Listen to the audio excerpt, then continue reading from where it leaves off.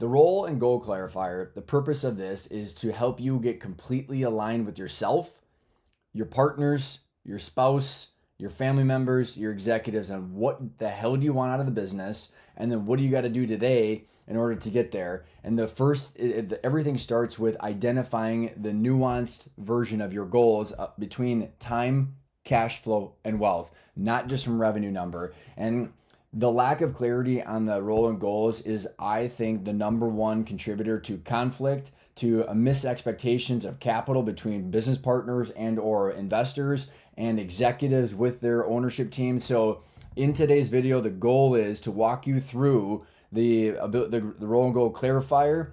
There's a worksheet and PDF that in the link below if you want to grab it and get the download. And then you'll also get access to the owner's scorecard, which is a Google Sheet that will allow you to actually, I've tried to gamify where you can plug in all your goals between the current and the future state. You can see your progress, and it actually gamifies it and gives you a score on the Independence by Design owner score.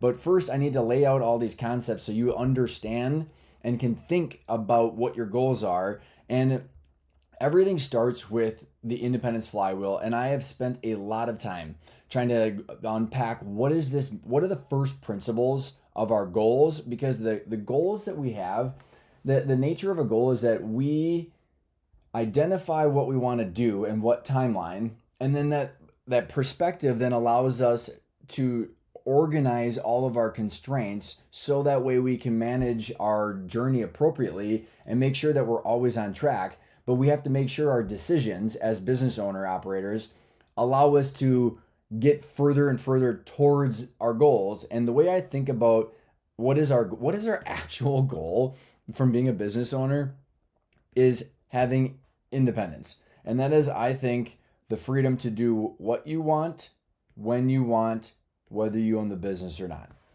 And it's not going to blow up your life if you sell the business or step back. And so many people I come across in the last decade are just stuck in their business. That's what my dad and I had is our dynamic. We sold the business. You've heard my regret stories for a decade now.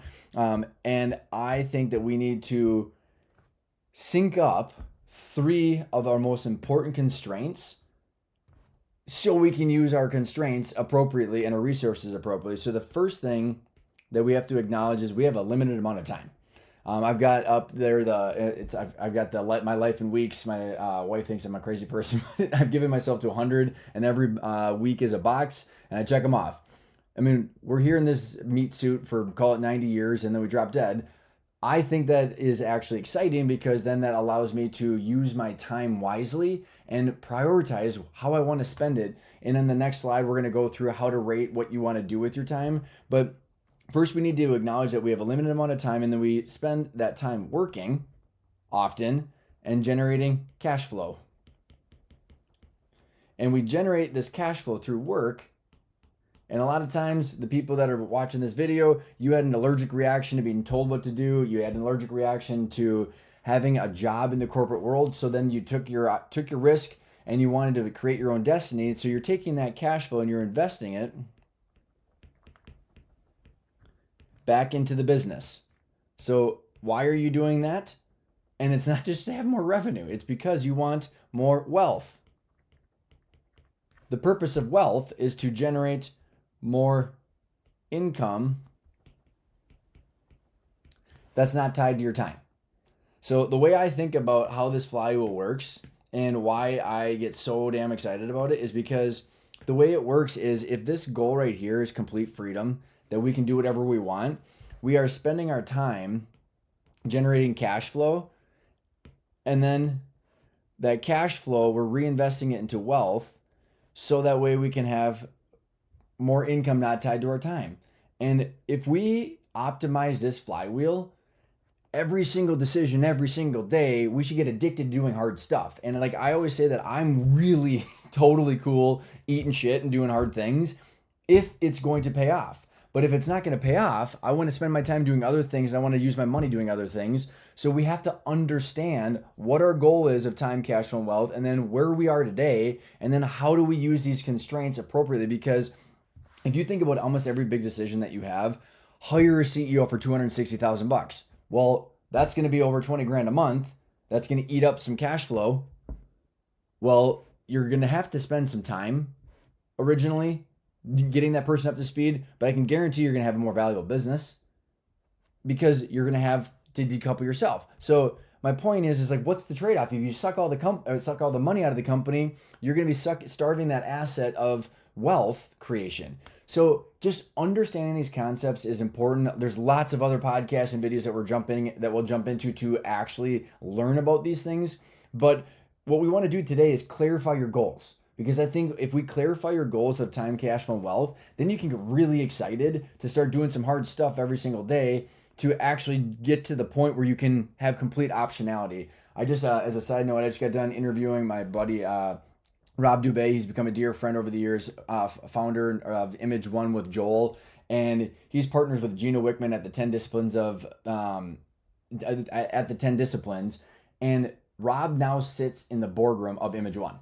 My old partner Pat is his CFO, and so he truly has extracted himself out of the business, but he's looking at the company as a form of cash flow and wealth so he can free himself up with his time. And the 10 Disciplines is all about how he manages his energy. Highly recommend going and checking out that podcast.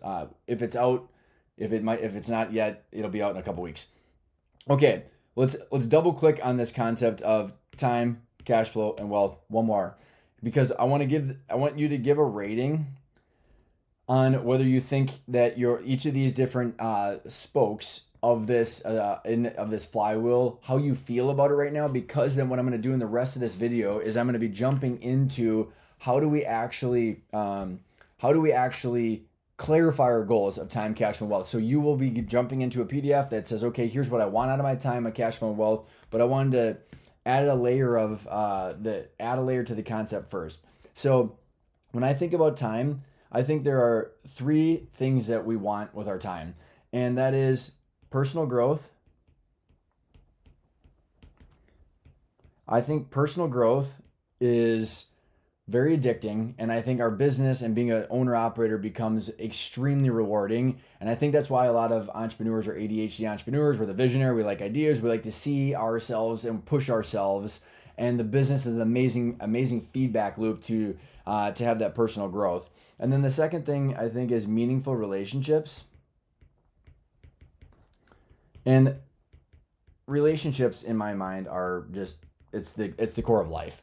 And the business provides us a wonderful environment to have meaningful relationships so we can spend a bulk of our time working with people we love and trust and respect, driving towards a good goal and a noble goal of the business. Conscious capitalism, you name it. So the third part of that then becomes lasting impact.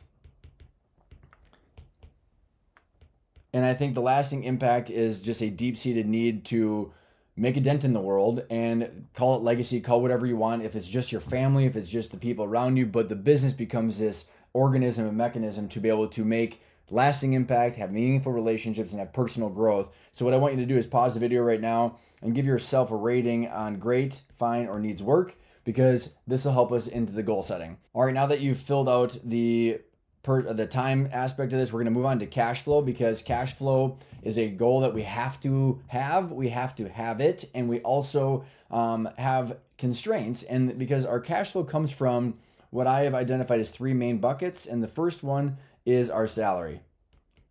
The people listening into this are generally owner operators, and so we have a salary, but we also have an asset. So every other week you get a W-2 for the work that you're doing, whether you're the CEO, the integrator, whatever the hell you do, you're getting a paycheck for doing things in the operations. And we need to identify how much you're getting paid. Is it market wage? And because this will tie into the goal setting after we get done with this. So then after salary is owner. Let's see, sorry about my handwriting. Owner distributions. And owner distributions is the money that you get from owning a portion or all of the asset of the company. So that owner distribution is above and beyond the distribution that you're taking for tax. I hope you're taking your distribution and it's making enough money for tax, for the taxes. Owner distributions is the free cash flow to shareholders based on your percentage. And then the last form of income is other income. And I put it there as a bucket because you might be getting some cash flow from real estate, some social security, some other investments. but you have income. And the reason this will tie all together is because if you want $500,000 as income for your lifestyle every year, where's it coming from and how's it going to change? And so what we want to do now is give yourself a rating. So pause it again and give yourself a rating on great, fine, or needs work. All right, so now that you've covered the time and cash flow, we're going to jump into wealth. And so there are the three components of wealth. And by wealth, I mean equity and assets that you own. And so the equity and assets that we own, again, the purpose of having wealth is we have a store of value that's going to protect our time, because we're going to free up our cash flow from our time. As you can see here, we need to store our time into equity so that way we don't have to work for the rest of our life. That's really the core component behind this. And so with our wealth, most people listening in here have one main driver, which is the business valuation. We are not going to get a ton into business valuations in this video, but I will be laying out the 4 KPIs that you need to pay attention to. And if you don't know those numbers, you're going to have to spend a lot of time going in, digging into those to identify where you are right now and then how to get where you want to go. But we have business valuations. And then the third component is what I call savings and investments. Savings and investments, stocks and bonds. So that's the traditional. You have it might be in a SEP account, it might be in a 401k. I don't care what kind of tax wrapper it is, but it is stocks and bonds and potentially gold, Bitcoin, or other sort of savings. And that savings and investment should hopefully have a store of value that is a diversification outside of your business valuation. And then the third bucket is what I just like to call it real estate, because so many people I work with, and myself included in the past,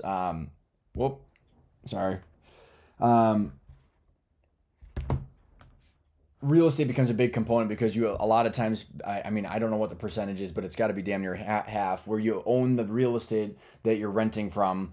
And so these 3 big buckets of wealth have to be identified. And so again, now spend a minute or so giving yourself a check plus, a check, or a check minus, depending on how you feel about these. And again, so the goal is to give yourself kind of a quick assessment to say, how do I feel about my time, my cash flow, my wealth in these different areas? Because now what we're going to do is we're going to unpack what is your goal and where are you right now, and what do you have to do to actually get from here to there. So to layer on a concept that I started diving into a little bit, but one of the reasons that people get stuck and can't make the progress is because we do not understand the difference between our operations. So this is the role. Right here is we're talking about roles. And so the operations versus ownership.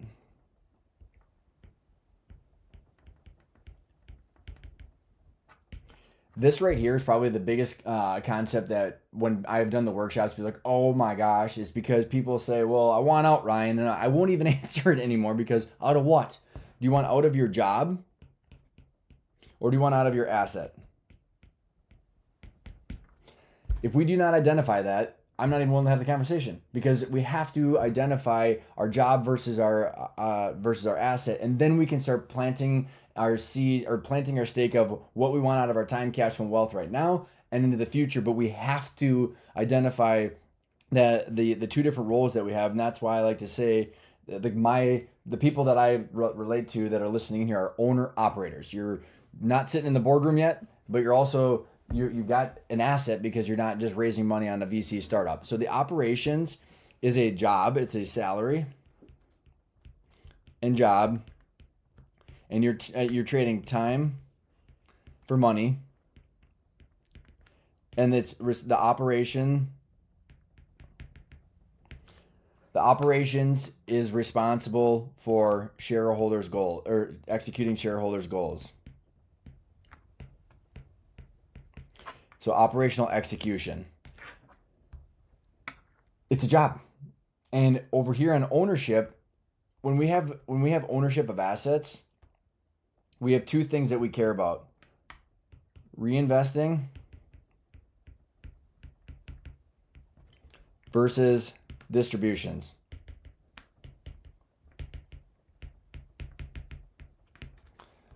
It's the difference between a growth stock versus a dividend. It's the whole Buffett thing. So are we going to take money out of the business or are we going to reinvest it? And how does that trade-off impact my business valuation? The only way we can make that decision of reinvest versus take a distribution is if we understand business valuations and we know what is the valuation expectation in what period of time. So this has to be understood. And then as the challenge that I saw over the last 10 years is over here, we have operating systems. So these operating systems are like EOS, if you're familiar with EOS, which is also known as traction. Then you have the great game of business. You have OKRs. You have scaling up. I don't care what they are, honestly. But it's an operating system where it's driving accountability. It's driving efficiencies. It's org charts. It's KPIs. It's the ability to have all of the operations rowing in the same direction. What direction are we going? No, and it's not just revenue. I'm so, you can see, anyways. So then over here, there was no ownership framework. So that is what I have been working on. So independence by design is the ownership framework.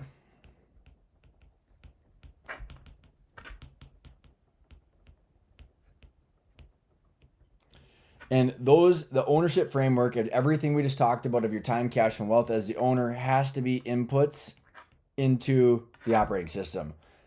The thing about private equity firms is that the owner's goals are very, very clear. It is like a 25% IRR in 5 to 7 years. And if you don't do that, you're fired.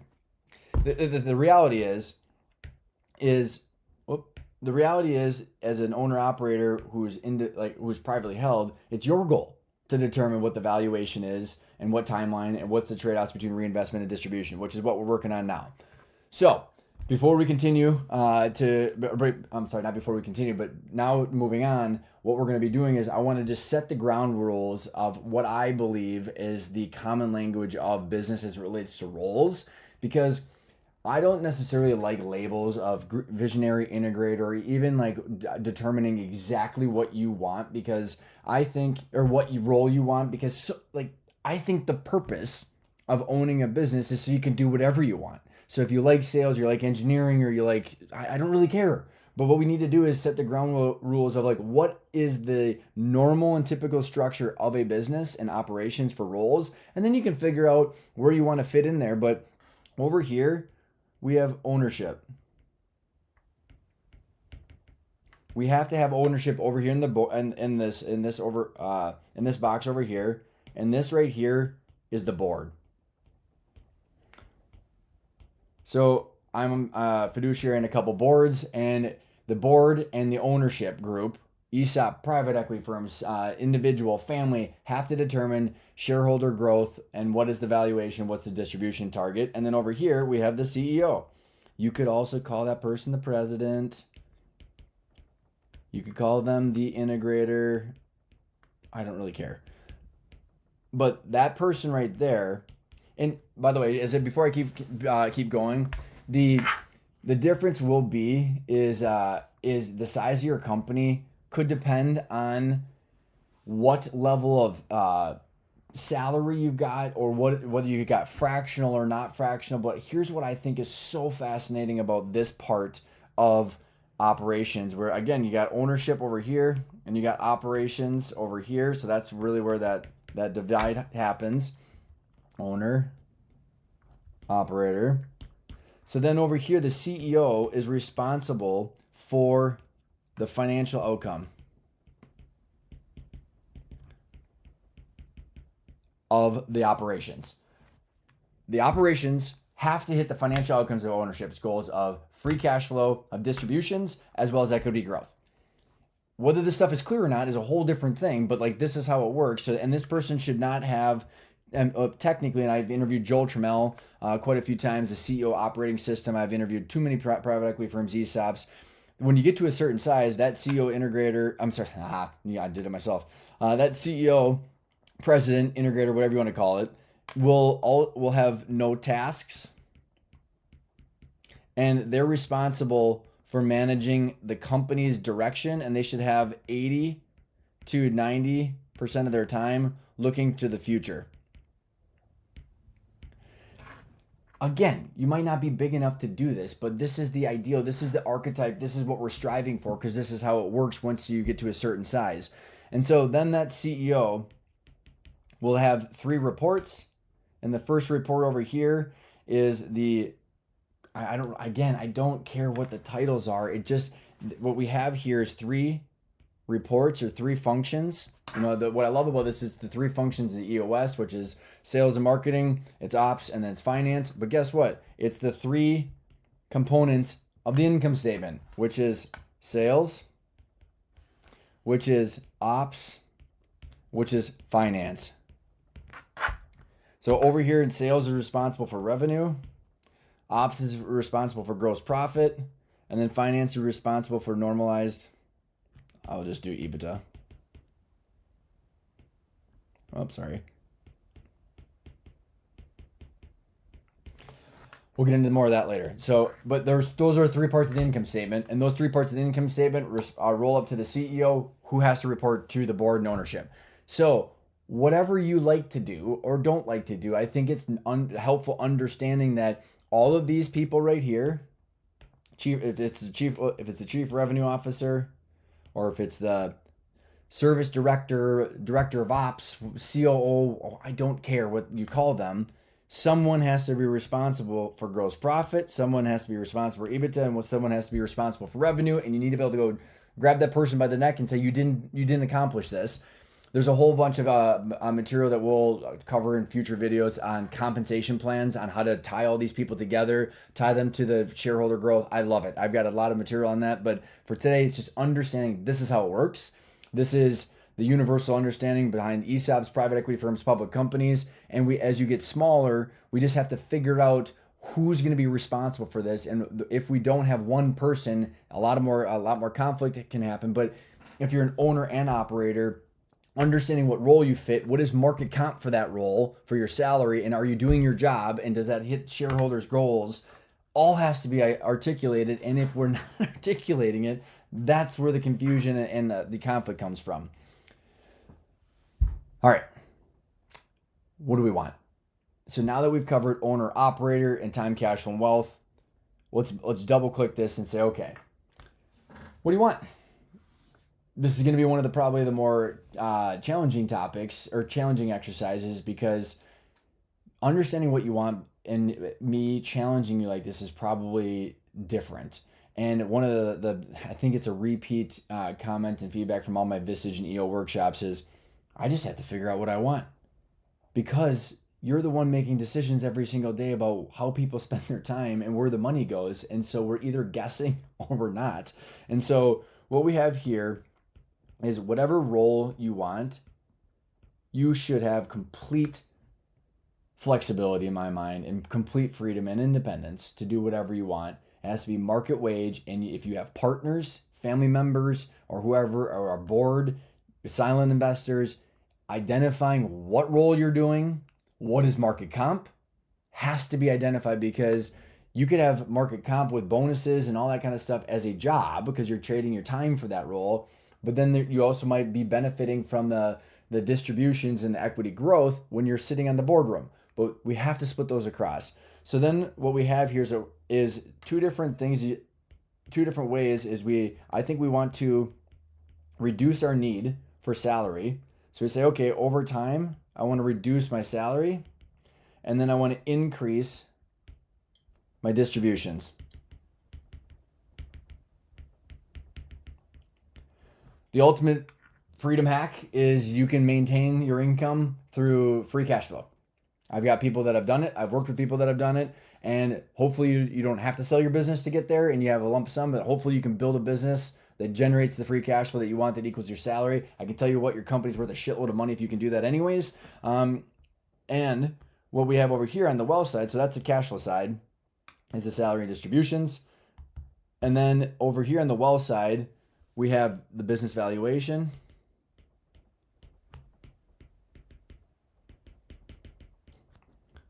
We have then investments and savings.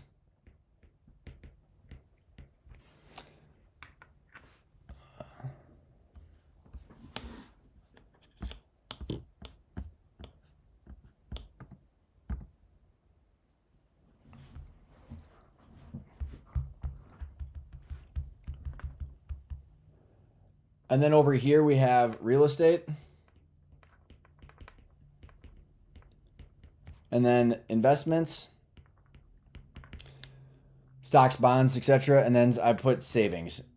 And the reason I split these out is because the money printer is coming for everybody, and if we don't figure this out, your wealth could be eroded. So I think that this is more of a storehold of wealth. However, you're going to hedge against other stocks and bonds and investments. But I think we chunk it out into business valuation of your company or companies, real estate, investments, and savings.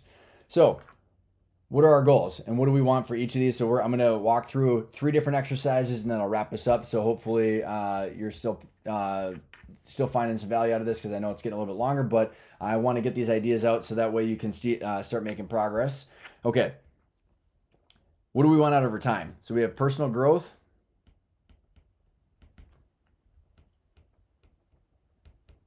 We have meaningful relationships.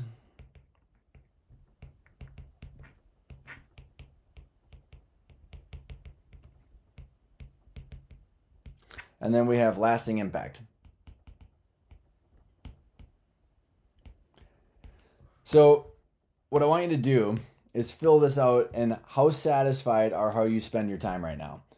And 1 is not at all satisfied, and 7 is very satisfied. So if you look here, see if this works here. So if you're very satisfied with your personal growth because you're addicted to the business, I would put a 7. If you have good, meaningful relationships, but it's not perfect, put a 4 here. And if you feel pretty good about your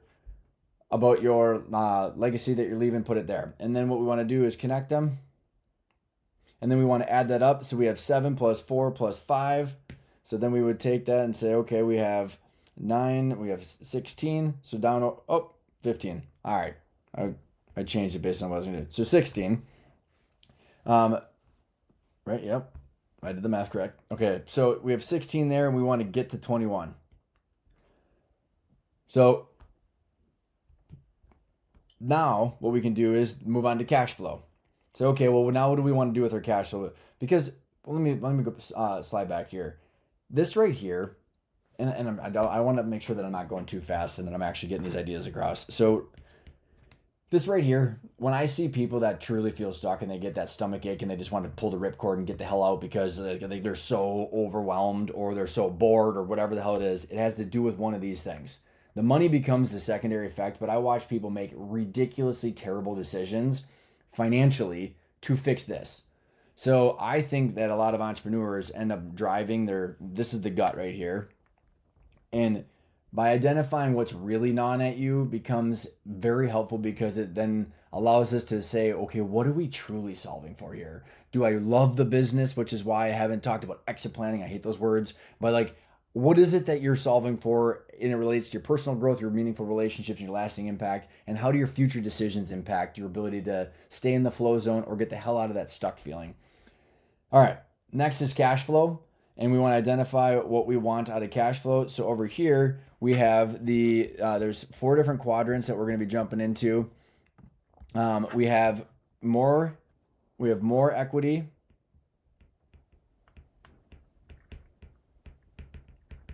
So more value. And then over here, we have less equity. And then up here, we have more cash flow. And then down here, we have less cash flow.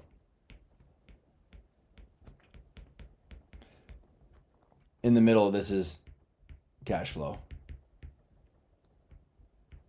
because that's what we're trying to solve for and understand our trade-offs. So If we have more cash flow, more equity and less cash flow, what we have is a startup. Because you might have some equity from raising some money, but you have less cash flow than you would otherwise, but you have a startup if you have some equity and a little bit less cash flow. And then over here, if you have less equity and less cash flow, that is what I call a JOB. That is a job. And then up here, if you say, okay, well, I've got more cash flow, I've got some cash flow, like I'm kicking off some distributions, I've got some cash flow. So right here, I've got more cash flow, but I don't have as much equity as I'd like. Okay, well, that is what I call the owner-operator.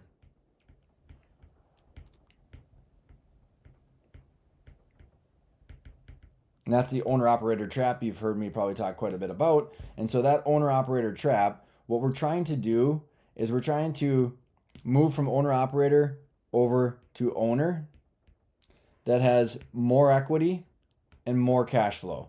So we want to then take and we want to move from owner-operator over to owner. And we want to do that. Because what we're going to end up doing is creating more cash flow from distributions. So we need to have a line of sight to say, when can I get rid of my salary? This right here, when can I get rid of my salary and then increase my distributions? So that's what we're trying to do. And so what I want you to do is spend some time thinking through, okay, your salary right now, let's say you're making $250,000. And the goal, here's what I find very fascinating, and I'd say over half my clients are working on this right now. Let me do a spot check for time. So this right here is maybe counterintuitive, but I want this to be $0. We have to figure out what this timeline is going to be. That's up to you, and then I will show you in the Google Sheet real quick, but that'll at the end on how to fill this all out in a Google Sheet that's a little bit more mathematical, math-driven, and gamified. But this right here, we might want to decrease it so we can have more freedom. Doesn't mean you get out of the business, but what we want to do is then take our distributions. Maybe let's say you're taking $100,000 out right now, so you're maybe making a total of $350,000, but over here you want to take $500,000 out in distributions after taxes, working capital, and debt. Okay, well, do you see how that we're taking and we're still making our income because we still have to pay our bills and have our lifestyle. And then real estate, let's say you're making $50,000 right now off of some sort of rent, and maybe you wanted to get into some more real estate and you want to make $150,000. So what we've done here is let's just call that none right now. That could be Social Security, could be other things. But we've gone from, we got $400,000 to over here we have $650,000. These could be any numbers. I don't care what they are, but what we are doing is we're acknowledging the fact that I want to get out of my job and I want to take more income from distributions, but I still have to make enough money to live my lifestyle. So take some time, fill that out, and hopefully this will start getting your brain thinking, because again, this will force you to start thinking about what you want out of your role and your time, but also where the money's coming from. All right. Then, crap, whatever. I've got different numbers because I'm making them up on the fly. All right, let's assume we're at 15 and then 21 and 240. 200 and 400,000. Next, we have to check out our wealth and clarify our wealth. So I'm going to probably, give me another like 5 minutes or something like that. I'm hopefully 5-10 minutes. I'm going to wrap you up, but I want to leave you with some good gold nuggets of topics that I think are worth exploring and continuing to learn more about, because by the end of this, hopefully you've realized how damn important understanding these are and understanding what your goals are. So the wealth over here, let's say your target net worth is $5 million. Well, I'm talking like actual $5 million, not gross. That's why I'll get back to the gross in a second. So real estate over here, let's say you've got, I'm going to pull up my numbers here. So let's say you got $1 million in real estate. Equity, please, please, please. Equity in assets, not gross.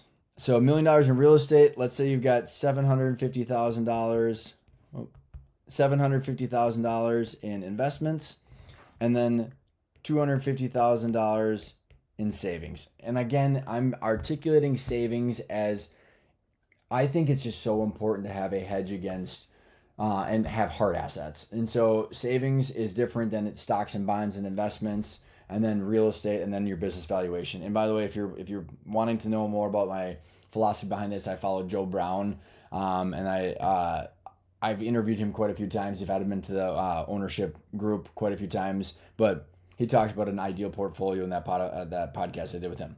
Then business valuation.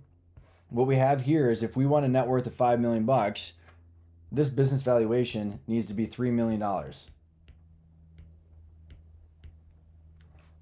And by the way, we have taxes and debt that come out. So this needs to be net. It does not mean gross. You cannot have your wealth manager tell you that your company is worth $200 million or $10 million and then not factor in taxes and debt. And it has to be based on a cash flow valuation, not some pie in the sky. So understanding your portfolio and how that impacts your cash flow and how that impacts your time is absolutely imperative.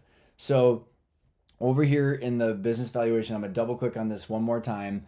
And I got a couple podcasts that I put in the owner scorecard that you can dive into, as well as some of these PDFs. So if we wanted to go into the business valuation, then I'm not going to fill out these numbers, but I'm just going to leave them blank so you can start to think about them.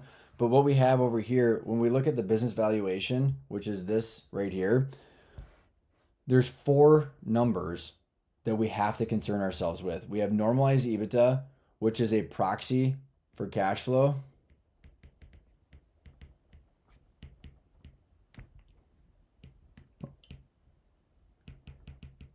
And then we have the multiple, which is a proxy for number of years of that cash flow.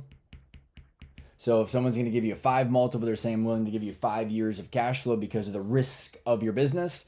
And then net debt, you get to keep your cash, and then you have to pay off debt. So that's called net debt. Keep your cash, you pay off your debt, and then you have to deliver a normal level of working capital. So that normal level of working capital is AP, AR, and then inventory. So those 4 things have to be done. I've done plenty of podcasts about that. This is the equity valuation, because that doesn't even include the taxes. That taxes and net proceeds. Again, these 4 numbers. These are on the scorecard that I talk about as well. So the way I like to think about this when I look at this chart. So over here you have cash flow, normalized EBITDA,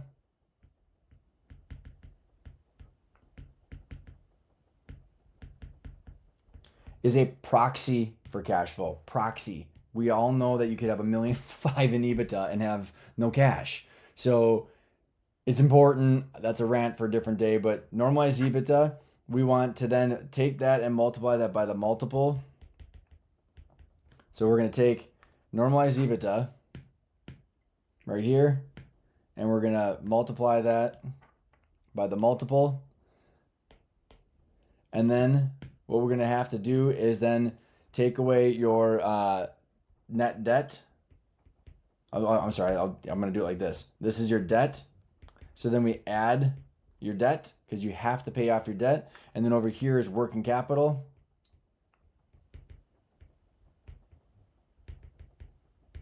And then here's cash.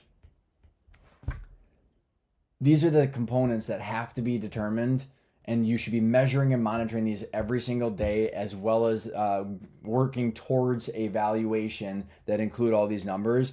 So at the end of the day, we want our normalized EBITDA to grow. So we want our normalized EBITDA to grow. We want our multiple to grow. We want to reduce our debt unless the debt is productive that expands the multiple and cash. That's a whole different conversation. And then we want to reduce our working capital as a percentage of revenue.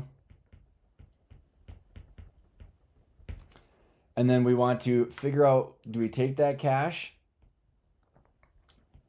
and use it as a distribution, or do we reinvest it to grow the multiple? That right there is the owner's decision. Reinvest the cash or take it out as a distribution. And then how does that impact the multiple? So these 4 KPIs are what everybody should be working towards and understanding what your goals are, because the normalized EBITDA times the multiple, keep your cash, pay off your debt, and then you have to deliver normal level of working capital. That's the name of the game of mergers and acquisitions. So what I want you to do is to have your current year and goal of your savings investment. So if you want your savings investments to go from $1 million, not 1K, 1 million to 2 million. I'm just going to make some stuff up here to get us going. Real estate, you want to go from what I have in there, it was, real estate was $1 million. Okay. We want to go from $1 million in real estate to $2 million in real estate. The business valuation, we want to go from 3 million of the numbers that I just walked through. So $3 million equity valuation to $6 million equity valuation. Let's go other. So over here we now have, we have $10 million valuation, and the current one is 5. I'm sorry, $10 million wealth goal. Here, I've been going fast, and I hope you're sticking with me here. I just want to get these ideas across so that way you can start going down the rabbit hole of education and figuring this stuff out for yourself, and or feel free to give me a call. It takes time to back into this, but like thinking through what are your goals is the most important thing that you can do to start giving yourself relief and making sure that you understand how. So over here, I think this is what ends up happening so many times. What is the goal? And then,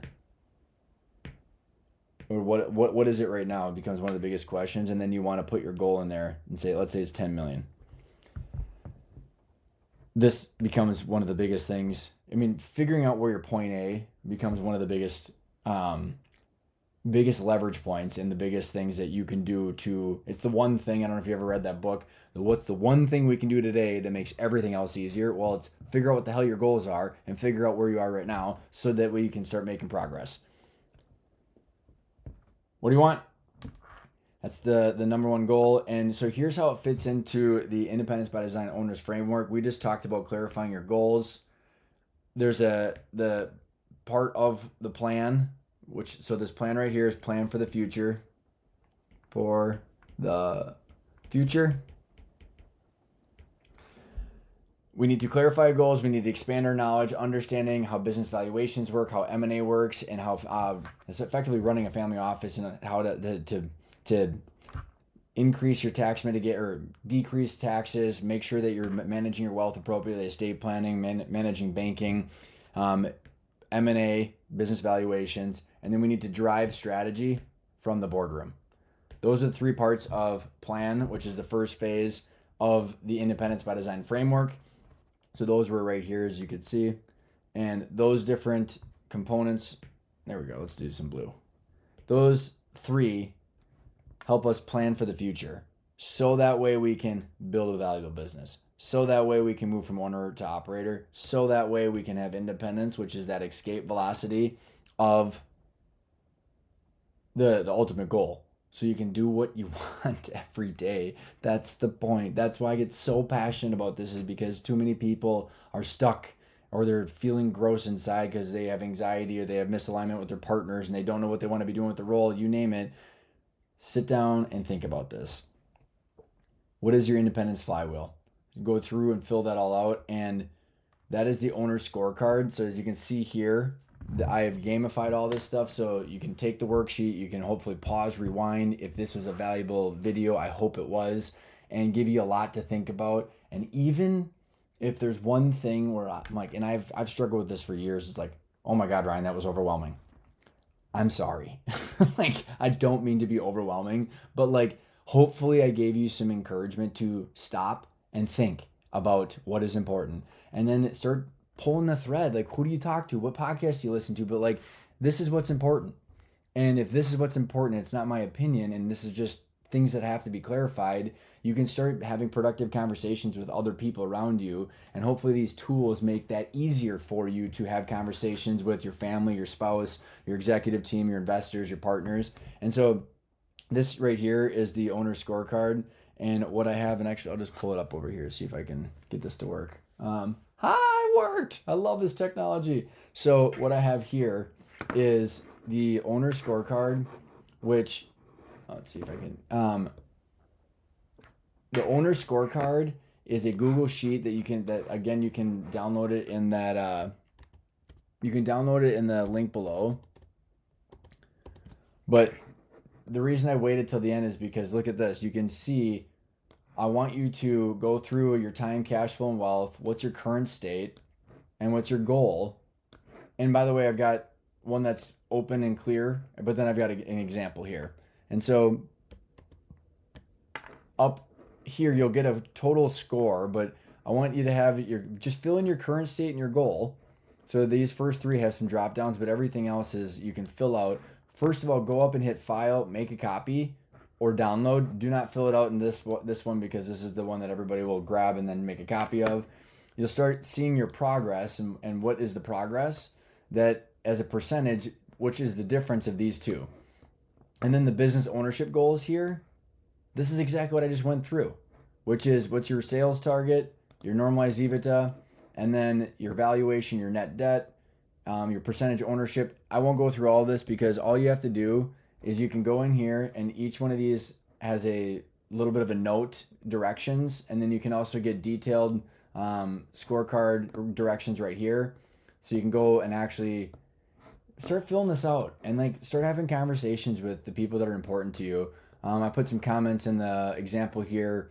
Here are some resources as well. And I've got some podcasts in there. I'm going to continue building out a bunch of material as well, but the recommendation is to go fill out the scorecard, go start listening to some podcasts, have some good conversations. And my suggestion would be is in the next 90 days, commit to yourself of having a clear goal of what the goals are for time, cash flow, and wealth and the business valuation, but also where are you right now? So give yourself 90 days to get your point A and your point B and that roadmap and have some important conversations with the people that you need to. Thanks, everybody, and I hope this was enjoyable and valuable, and I'll talk to you next time.